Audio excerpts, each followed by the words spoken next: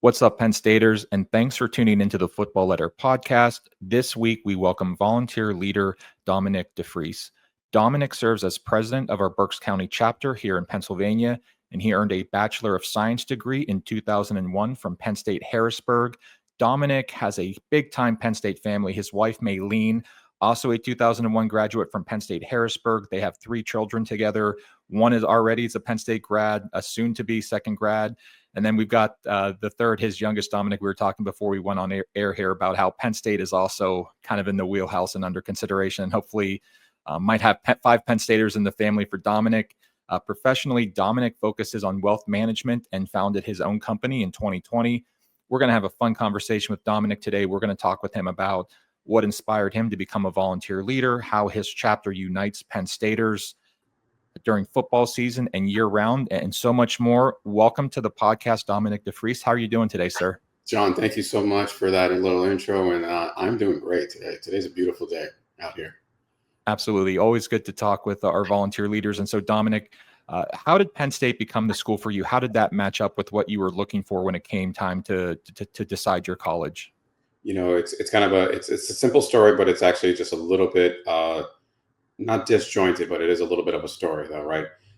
I graduated high school and then I joined the service. And while in the service, I was able to pick up a couple of credits here and there just for general education purposes. And on my way back, my wife, my girlfriend at that time, but my wife eventually, very quickly, she was actually already attending Penn State. And she said, I think this is going to be the best bet for you when it relates to criminology, administration of justice. At that time, we were both at Penn State, Scranton. Then after about a year or so, it became very clear that I wanted to change my majors, and I moved into accounting, and that's where I graduated from Penn State Harrisburg with a Bachelor of Science. And at that same time, my wife moved with me. We both moved together. And we both became graduates, if you will, at Penn State Harrisburg. So a little disjointed, but at the same time, she knew a lot more back then than I knew, for sure.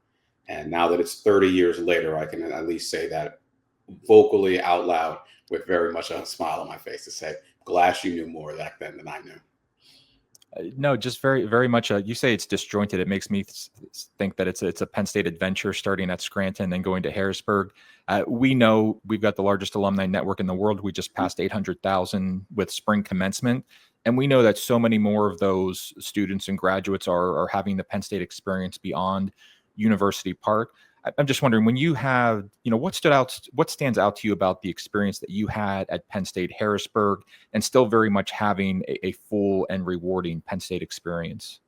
The idea that, number one, Penn State Harrisburg offered accounting, professional accountancy, and it offered multiple opportunities to work in that field in the Harrisburg area, but it opened opportunities for internships.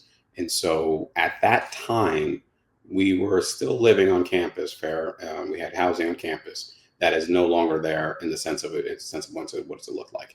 They moved everyone out and created beautiful dorms now on the Harrisburg campus. But we were literally in that transition when those dorms were a consideration. Then they were obviously being built. The beauty of Harrisburg, and this is kind of the story of State College isn't very far from Harrisburg. And so there were times that I did drive up there and take a class or take a trip up there to see some friends, things of that nature. But at the same time, still had a campus that I can walk around on, still had a campus life, meaning we had residencies, we had residents, we had plenty of programs. And at the same time, we had some very, very good, remember Dr. Orning, my professor in economics, some world-class professors who were teaching us the basic fundamentals that were going to help us with our jobs once we graduated from college. You almost describe it as it's sort of as a small campus feel, but you still have all the resources of a Penn State education. In the 20 plus years since you've earned your degree, what has stood out to you about the value of a Penn State degree, and how has it served you and really prepared you for the type of career and the life that you wanted to have? It has been instrumental, and I'll actually start with a story that we kind of discussed very briefly, but it was something that I always feel as important because of the Alumni Association. When I graduated back in 2001. I was interviewing. This was the power of Penn State. Penn State Harrisburg, and obviously Penn State College. I interviewed at State College for my position. At that time, I was interviewing with a company that is now called Deloitte, but it was once back in the day called Deloitte and Touche. The idea was I was interviewing for the Philadelphia location because my wife, who had interviewed for a job with HNTV, had already obtained employment in Philadelphia. Short version of the story is I get there, do my interview. I happen to have some type of mistake happen, and I'm interviewing with someone, one of the representatives for the Pittsburgh office. And so all the professional courtesies that had been taught throughout the process of here are the interviewing skills at Harrisburg, here's some of the interviewing processes that you should do when you're at State College, went out the window there because I'm like, no, I can't move there. I'm moving with my wife to Philadelphia. And so they find out that it was a glitch. I wasn't supposed to be with the Philadelphia person. This is where the power of Penn State comes in, and this is where the power of knowledge comes in, right? They basically say, okay, well, can you do this? Can you interview in Philadelphia with a Philadelphia rep? And I said, of course I can. That means everything to me. I get to Philadelphia. I'm meeting with Tim Mundy, I remember, and I remember the managing partner was Dick Brown, both Penn State alum. And I remember answering multiple questions or wanting to answer multiple questions. And I remember just talking to Tim, going through the process. And then after about 35 minutes, just honestly, I'm getting a little bit concerned because he's just asking random questions, nothing related to my academics, nothing related to a balance sheet, a P&L, how to put together, and anything related to accounting. And Tim goes, oh no, you interviewed extremely well out in State College, and you haven't fumbled at all in the first few minutes when you got here. You already have the job, sir. You're good to go. You're already signed up. Plan on joining us next week at the orientation. And that notion of, I only spent 15 minutes probably of real questions with Tim. The rest of the 30 minutes or so, 15, 30 minutes that were left were just general questions about life. And it gave me a perspective of, it didn't matter because Tim was a partner, managing partner, Dick Brown. It didn't matter what position you held. It mattered how you approached life, how you were able to speak, articulate, and come up with, obviously, a story that was beneficial to be heard about yourself. And that self-worth started with military, but was expanded at my time at State College in taking that interview, but also at Harrisburg in particular for what they were teaching. And so I always try to make sure that story is shared with students, because this is what lends us into, why do I do this? I do this because it's very easy that I could have been lost in paperwork and not have the position that I had back then, and honestly deviate and can take a completely different path in life. But that power is say, no, Dick Brown's a man. He's a Penn Stater, and I'm a Penn Stater, and you just need to show up. Once you showed up and answered 2 questions, you were good to go. We knew you were going to be part of the Deloitte and Touche family. And I said, and I remember, almost crying as I was in the parking lot away from them, saying, wow. And that is why I always try to make sure that we give as a family now, as in particular being on the board, because I've been on the board for Penn State Berks Alumni Association for almost 7 or 8 years now. I hold the position of the presidency right now, and I think it's about 2 years now. It's been about 2 years that I've been in this position, and we continually try to engage the community to ensure that we enrich, number one, our scholarship program, so that students can still benefit from even that, those dollars that come in, those thousands, 2,000, those mean something. Especially, I know this as a parent of 3 kids, one who has already graduated from State College. Every dollar counts. It doesn't matter what you do. Every dollar counts, and it's always important to make sure that our community is aware. When we put activities together, whether they be the tailgates, whether they be the viewing parties, whether they be the bus trips, whether they just be an alumni appreciation, many or much of those proceeds is going back into the central pot to go back into the scholarship program, because we want to continue to grow the endowment. When I joined the board, we were in the push to, I think it was the $50,000 push. I think we were trying to put together $50,000 to open the scholarship funds. I think as of today, if I remember correctly, we're at about 90,000 that's sitting in there. So from that 7-year span, we've increased pretty well with what we do here. And I hope that we continue that process with potentially the new president, which would hopefully be my wife, who is the vice president, as you mentioned earlier. Yeah, there are so many directions that I want to follow up on with you, Dominic, with that story. I mean, first of all, thank you for sharing that story. It sounded, when you were talking about, the job interview, it wasn't so much a job interview, and it just became two Penn Staters talking shop about, your thoughts on life and the business part of it. Your wife, Mayleene, the current vice president of the chapter, as you mentioned, probably the soon to be president, hopefully, as you said, this idea of a service mindset, you said it started in the military and you cultivated it at Penn State Harrisburg. It almost sounds like, I was going to ask you, how did that develop for you as an alumnus? How did it become personal for you? But it sounds like, maybe after you graduated, it was almost something that it was already there for you after you graduated, that this was something that you wanted to give back to the community. It was a phase. It was the notion that I always felt that it was there. It was just, are we in a position to give, right? There's always a way of giving a check and there's a way of giving time.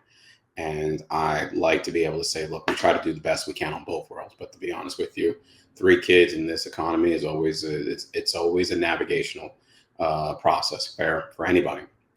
But I always knew that I truly felt I could have been lost.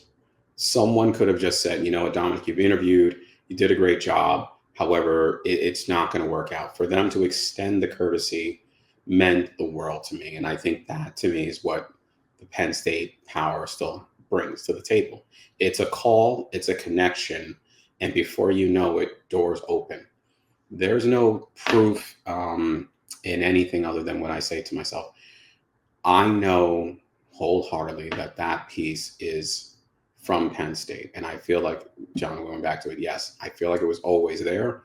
It was just now, when could I provide the time, the attention, and the energy? Because everyone who does this volunteer position knows it does take a lot, right? It takes a lot to do anything that's outside of the norm that we would do for the 9, 10, 12 hours that we're trying to obviously produce for, whether it relates to, the monies that we make, the things that we do with our families, and time with anyone out and just outside the core of the family, right? The parents, the siblings, the nieces, the nephews, the uncles, the cousins, all that stuff. It's a lot. It is a lot to deal with, and a lot to do.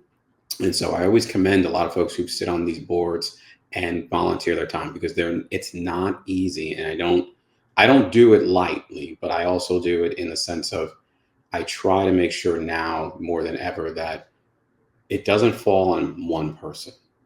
Fair. We have a board of about 9 people now, and we try to make sure that we tackle items that are in everyone's wheelhouse in the sense of what their passion is.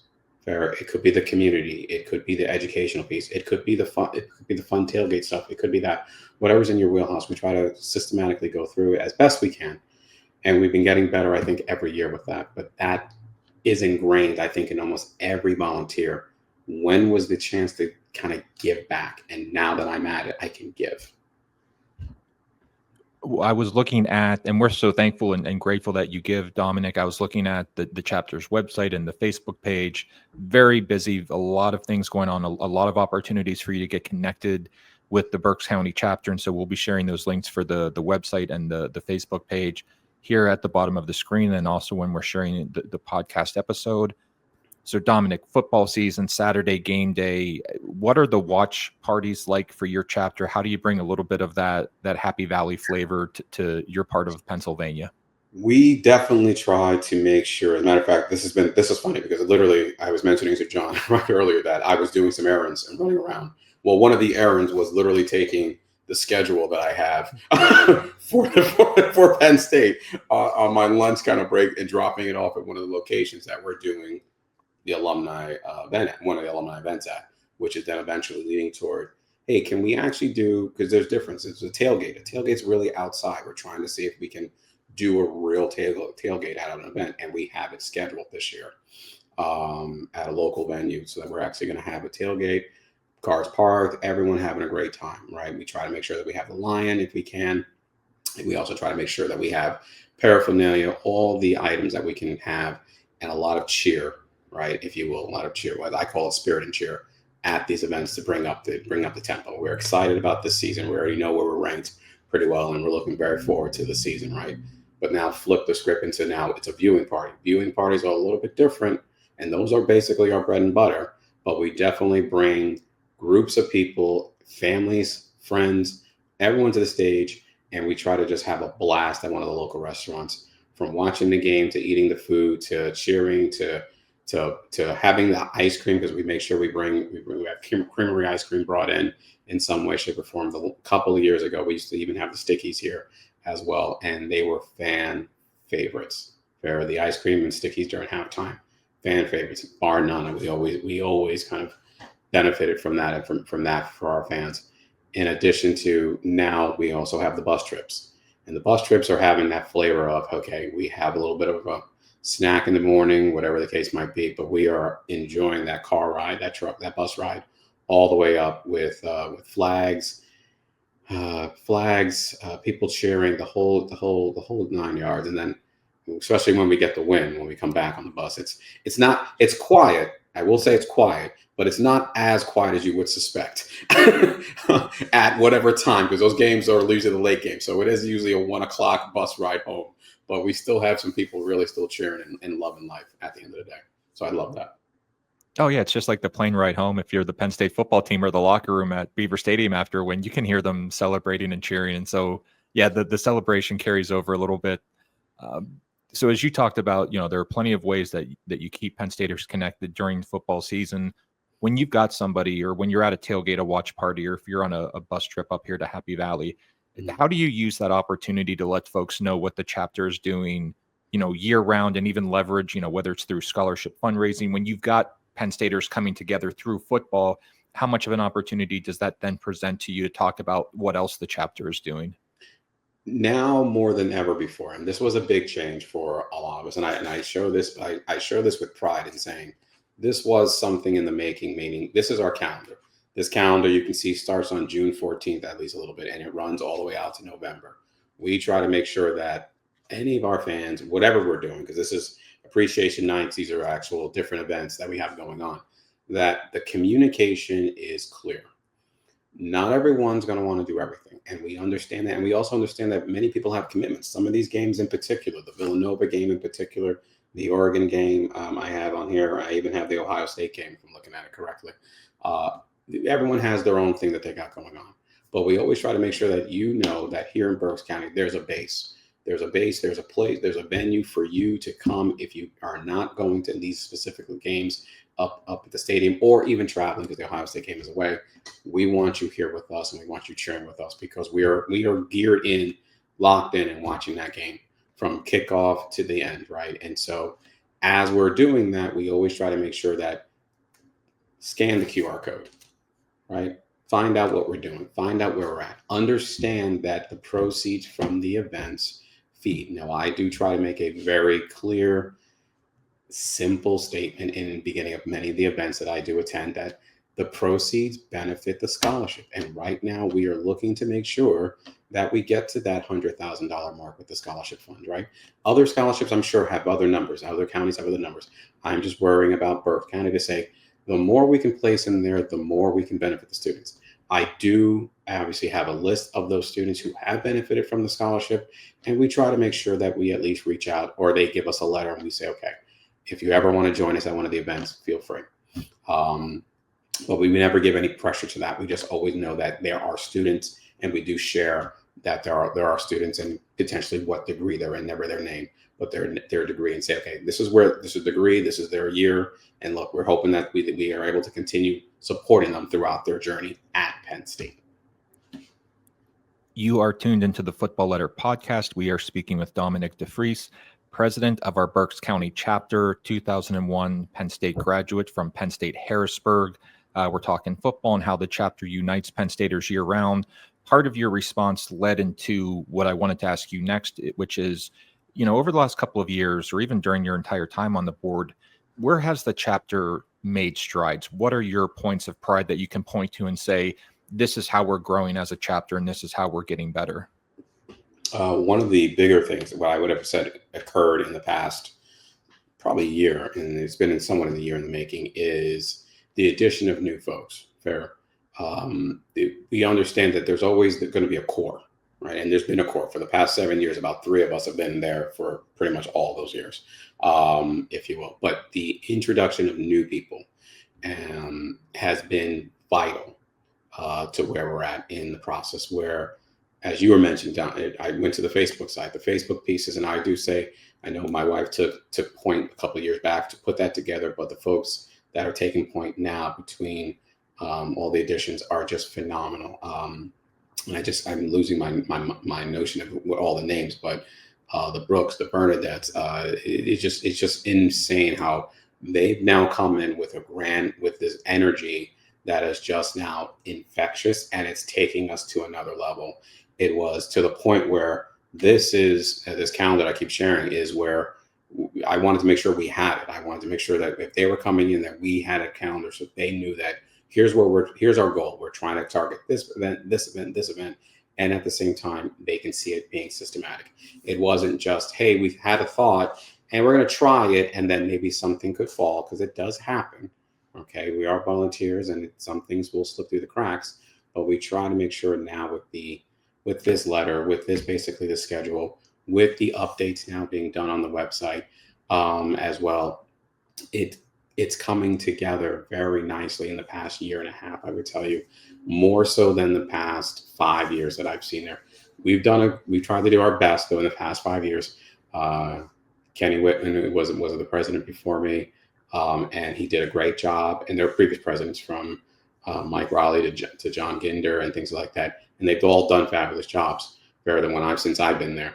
But I know we've been making bigger strides in the past year because of the introduction of new folks, the set schedule of events, as opposed to, well, we might do that, we might do that. It is now, here's what we are doing over the next 6 months, and then here's what we'll be doing over the next 6 months after that.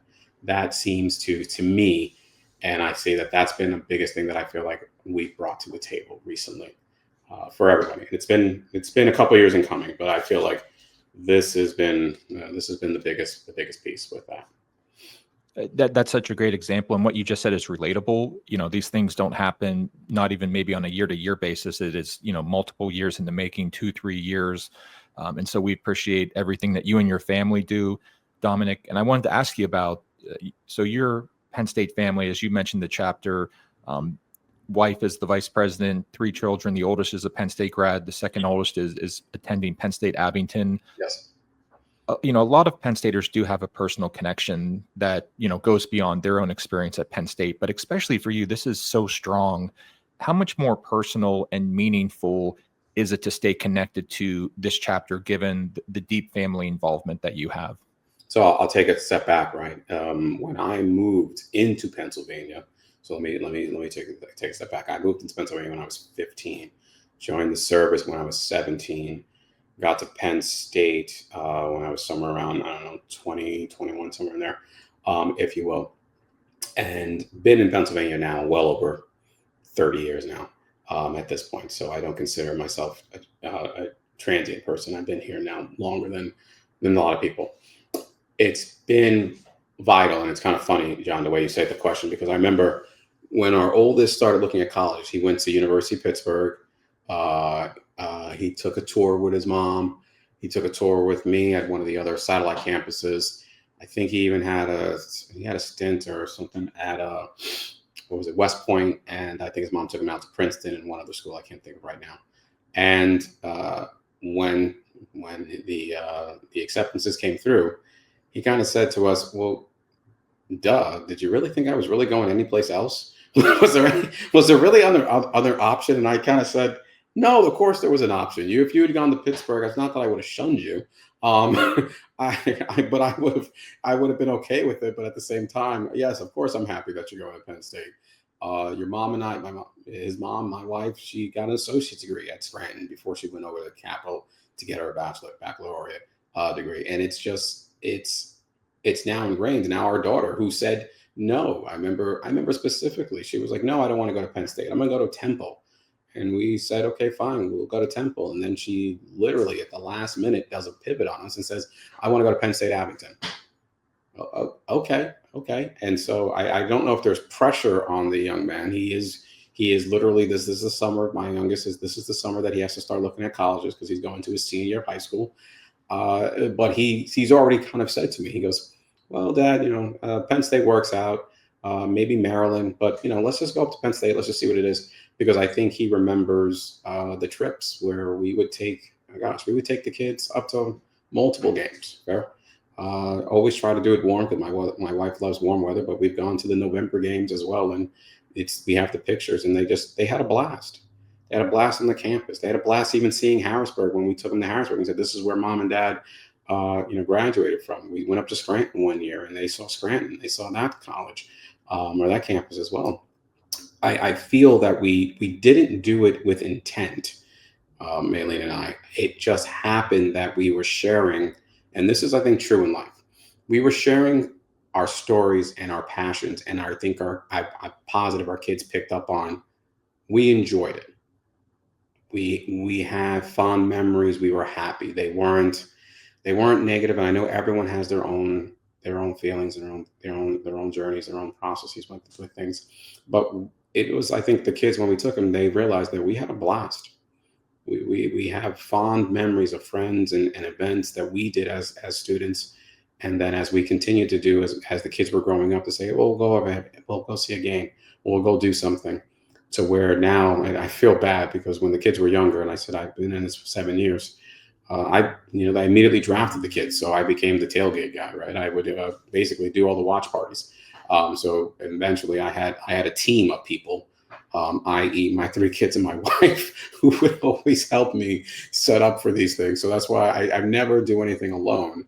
I've now dwindled down to my team. There are only really 2 people, my wife and my son, who are helping with it because our daughter's at Abington. But at the same time, we still get together, we still do it. And then you'll see my family at the tailgate. My wife will be running something on the left. It just made sense that she became the vice president because she was there with me 90% of the time anyway. And so, yes, I just feel that we didn't do it intentionally, but the kids saw the joy that we had and have had at these moments, either on campus or doing certain things. And they became, hey, it's infectious. We want to experience a little bit of that. We want to see what that feels like. We want to see if that happens now. The jury is still out on my middle one to see how she's enjoying Penn State Abington and what goes on there. But the oldest one, he loves it to the point where he gets back up there. Oh my gosh, every football season he's up there for at least 1 or 2 games now himself. So it worked. I guess that was what I can say, John. It worked. Dominic, the whole time you're talking, I'm smiling and I'm laughing because it's just your story. I feel like it embodies what it means to be a Penn Stater. It's not a 4-year decision. It's a 40-year decision. It really does impact the rest of your life. You meet your husband, your wife, you grow a family, and then Penn State becomes a part of your DNA for forever, basically. And so I can't believe this is the first time we're talking, Dominic. How have we not crossed paths before? I don't know, John. This is where I've tried to now, and this goes back to where it's in cycles, right? You try to do now the campaigns. I spoke to some of the folks and said, hey, I would love to have an opportunity to make sure that we share the story, right? We share our story because that's what drives all of this. At the end of the day, that's what drives this in my mind. And again, my story is different from the next person's story, but I believe many of the folks that I've run into, specifically at Penn State, is they have a story. I joke about it. I bring this one up. Last year, so my brother, my sister, my brother went to Allegheny University and my sister went to SMU University out in Texas, right? And I said, well, hey, as a kid, as being the middle one, right? I said, well, guess what? Why don't I take you to a real college, okay, and a real football team? And so we ended up Airbnb in a house. We got everybody together. I got even my cousins from New York City, and I said, you should go to a real school too. Got them all up in a car, got them all up at the Airbnb, and we tailgated. I don't even remember the game we tailgated. All I remember, John, is that my family was with us, and they were like, deers in headlights saying, oh my goodness, especially we were in the stadium, because I think it was one of the largest attended games that night, because it was a whiteout game for sure. So it had to be the whiteout game. They were overwhelmed. They were absolutely overwhelmed. Maybe it wasn't last year, it was the year before. They loved it though. They said, oh my goodness, I can understand why when you say, hey, I can't make that family event that weekend because I'm doing something with my other family. But I will definitely make sure I get to the next family event, or I'll make some other excuse to come in the middle of the week, because we can do that sometimes. Now that we're a little further along in the career, right? I can actually delegate my schedule just a little bit more, manage it a little bit more. But I remember doing that. Now it's a fond memory because I even brought the nieces and nephews. We have pictures; those are on the Facebook, I believe, on my wall at the house, and they just love it because we had a blast that weekend. We did had a blast, and having the ability to share that experience with my siblings who they attended college, they attended universities. SMU is a very, very well known school. Allegheny is also well known, and they're decent in their programs, but they're not Penn State. They're not, and they saw that and they experienced it, and they said, "We understand now. We understand." We get it now when Dominic, when you tell us about the games, and we get it. They get it now. Hey, just again, you're tuned into the Football Letter podcast. We're talking with Dominic DeFreece, president of our Berks County chapter. We'll wrap up here with a question or two. Dominic, just to bring it back to the chapter, when you look ahead over the next year or two, what has you most excited about what you're doing with the Berks County chapter? I'll be honest with you, it's the new people. The new people. It is the difference in doing events. And I'll give you an example. The events were usually bus trips and viewing parties, and that would be it. My wife 2 years ago coordinated believe it or not, and I say believe it or not only because when she proposed it to me, I was like, this sounds silly, but it was a wine and ice cream pairing, and we had the Penn State Creamery ice cream all set up. We had she found a vineyard that had the wines, and it was a great event. It was well attended. People enjoyed literally the 2 hours that we were doing this, to the point where everyone was kind of talking about it for a while there, if you will. There's some other events that we have been keying in, not just because of my wife, but because of many of the other members of the group in relation to the community. And I look forward to being part of it. I know I won't be in the same position anymore, because obviously we have our limits.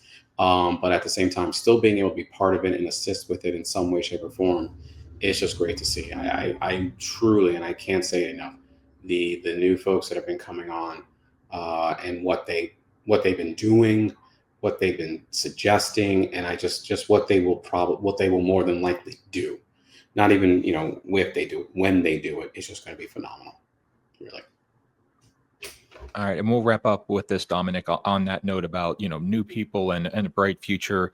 If somebody's tuning into the podcast and they like what they're hearing, they like what they're seeing, and they want to get involved with the Berks County chapter, or just learn a little bit more, or maybe support you in some way, what's your advice to them? What's your message to folks who might want to get involved with the chapter? I think it's the same advice that I tell anyone who's young. Look, if you don't open the door and just say, I'm being true to myself, John, we haven't met before, but I know it was via a couple of phone calls and saying, hey, I'd like to honestly try to help as best I can on something. And before you know it, it takes moments, and I just be patient with it, but reach out to someone. There's not I find it very hard, especially when we say we are the largest alumni association in the world, that you don't have someone from Penn State in your friend circle. I find it hard. I do. And if you don't, just reach out. Just literally just Google Penn State. Google Penn State Berks campus. Google the Alumni Association for Penn State, the chapter. You'll find, and that's just here in Berks. You have chapters throughout, number one, Pennsylvania, but I always find throughout the United States. I had a chance to meet some of the folks down in Florida. I had a chance to meet some of the folks out in Dallas, or Texas, excuse me. California, I remember meeting some folks. It's just amazing to me. We get the benefit of being in Pennsylvania and having the stadium here. How those folks put together events, and those events are off the chain with Penn Staters that live in these various states. They do a phenomenal job. I kind of feel like we cheat because we are in Pennsylvania. So it's natural to be able to find someone who's either a Penn Stater or at least some type of association to a campus or something of that nature. So I just encourage people, reach out. The worst that's going to happen is no one responds to you. That's the worst, because no one should be responding back in a negative way to you about wanting to at least engage or speak to someone or attend an event. I find that preposterous. I just don't even see it even happening. But if it does, feel free to call me and let me know about it. And then we can have a conversation, because the notion is that we want more people, not just alumni members, right? We want more people engaged, because at the end of the day, the more that people are engaged, the easier it is to share the story. And the easier it is to share the story, it just takes less. It takes really work off our shoulders, because my job is to share the story of myself and of the chapter and make sure that people are understanding that there are folks out here really trying to engage and trying to help future generations. That's what this scholarship fund does. It helps fund future generations. Fair? In particular, students who are attending, who live in Berks County, who are attending any of the campuses, any of the colleges. This is what we're trying to do. You apply for this, you apply for the scholarship. And this is not just here in Berks. This is pretty much how many of the scholarships work. There are other things that pop up, but the general idea is you're here in Berks, you apply, hopefully you get it. And once you get it, just keep your academics up and you are A-okay. Because we've had one student go from freshman all the way up to senior in my time here. Dominic, I've just thoroughly enjoyed the last 30-some minutes talking with you. So well said. If you want to get involved with the Berks County Chapter, Dominic DeFreece, his wife Mayleene, they will welcome you with open arms. They've got lots going on year-round, so whether you want to join a football watch party or tailgate, bus trip, or lots more going on in the Berks County Chapter all year long, hit them up. Dominic DeFreece, thank you so much for joining the podcast today. We appreciate you. John, thank you so much for having me. This was honestly, when we talked briefly, I'm like, I don't know what I'm getting myself into, but this was honestly enjoyable. I really do appreciate this opportunity. Hey, anytime, Dominic. Volunteer leaders are the heartbeat of the Alumni Association, and we're glad to hear your story and share your story. And so, Dominic DeFreece, everyone. Have a good one, John. Thanks, you too.